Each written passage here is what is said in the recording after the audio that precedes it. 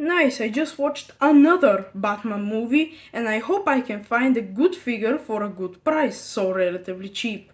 Let's see if this Mcfarlane Batman can work. Hope he can stand properly. Let's start again. Okay, I see why they give him a stand. What's up, people of the internet? Welcome back to a brand new video, and today I'll be showing you how not to make a Batman figure. This is the example how not to make it. So let's get right into the video. So for packaging, I don't have the box of the Mcfarlane new Batman, or however he is called. He's called Batman DC Future State, but here it is. It's the same Mcfarlane box as all of their releases, and yeah, nothing special, just a black box for the figure. Now, on to the figure itself, which is the only thing this figure is good at. So, Mcfarlane supposedly great at doing details, and yes, I would say that for the head and the different scratch marks, especially the cape looks good. But besides that, I think that is it. The body is really boxy, like every Mcfarlane figure, and the cape is a really hard plastic. It is soft, but it hinders a lot of the articulation, and is also incredibly heavy. And he can't stand at all.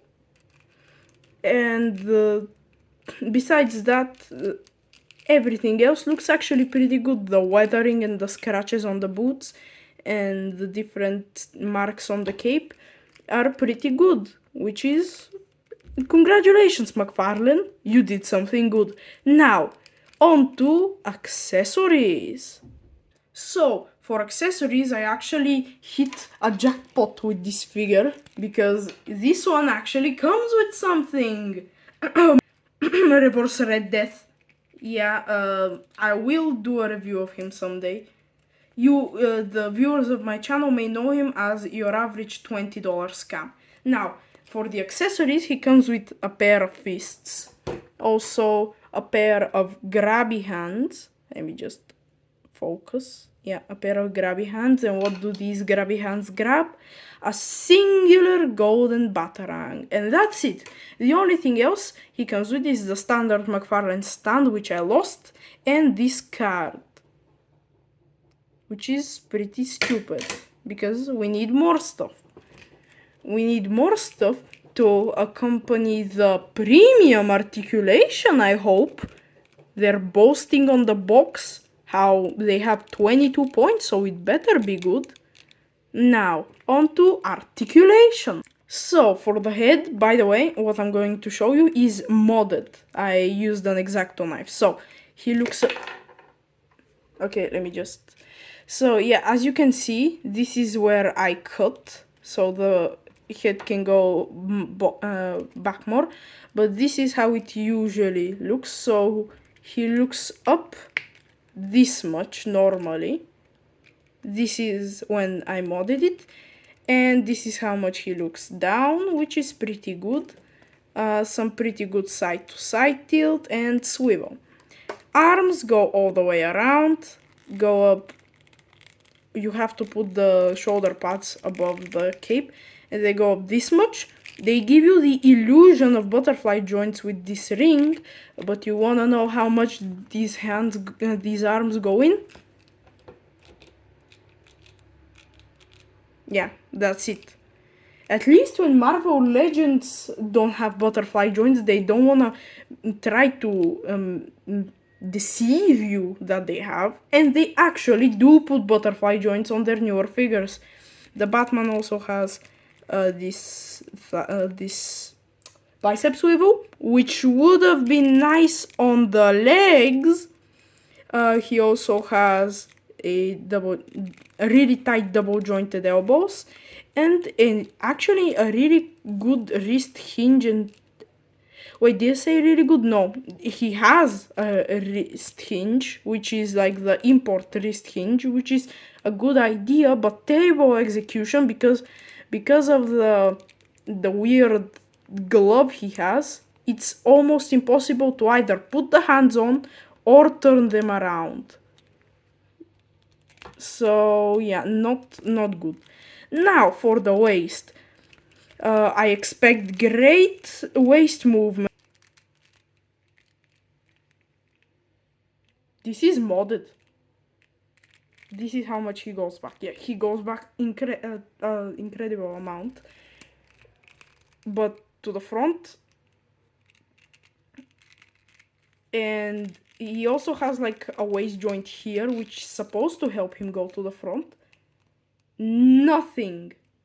Nothing. You know what? This is a $15 Gundam.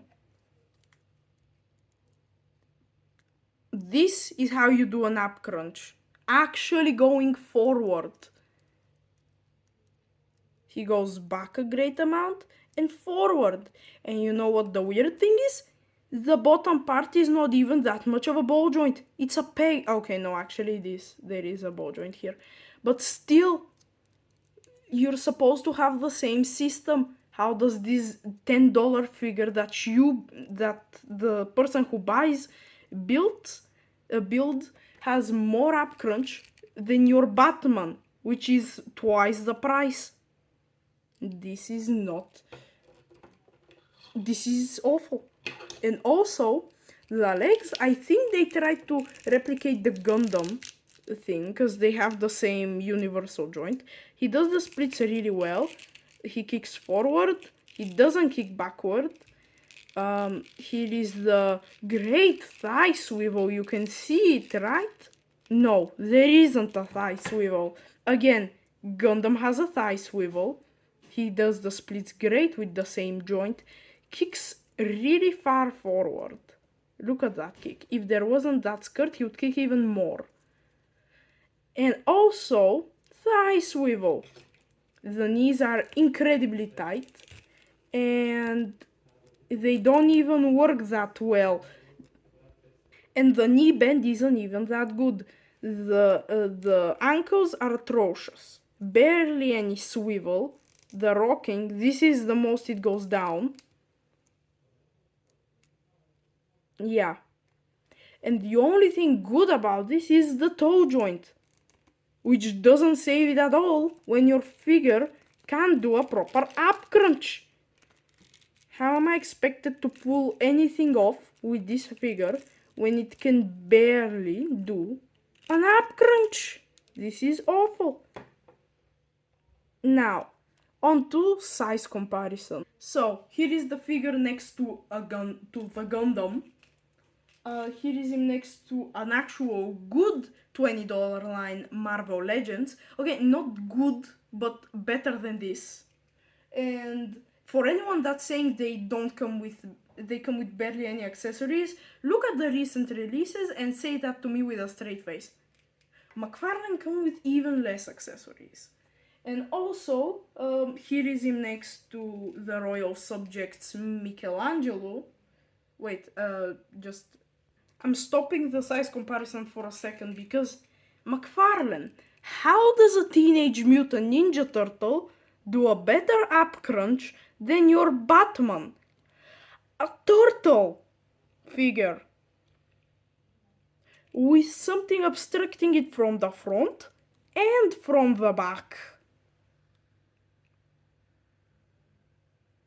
Yeah, I rest my case. Now, back onto the size comparison, of course we have to end it with your average $20 scam next to his other body, your average $20 scam. Again, at least the Flash, the Red Death figure, has a bit better articulation because he doesn't have the cape and he's way easier to mod. So, yeah. And when I do the size comparisons, I bring him to the size comparison as your average $20 scam because I am afraid that when I take Batman, I won't be able to put him into a pose because posing Batman is a nightmare. Now, I do not recommend this figure at all.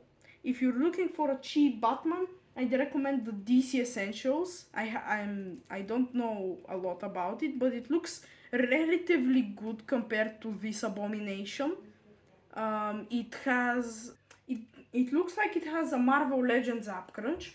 I don't like that it's 7 inches, just like this Abomination again. But at least it has better proportions, and I think it has an up crunch, which makes up for everything. See ya, people.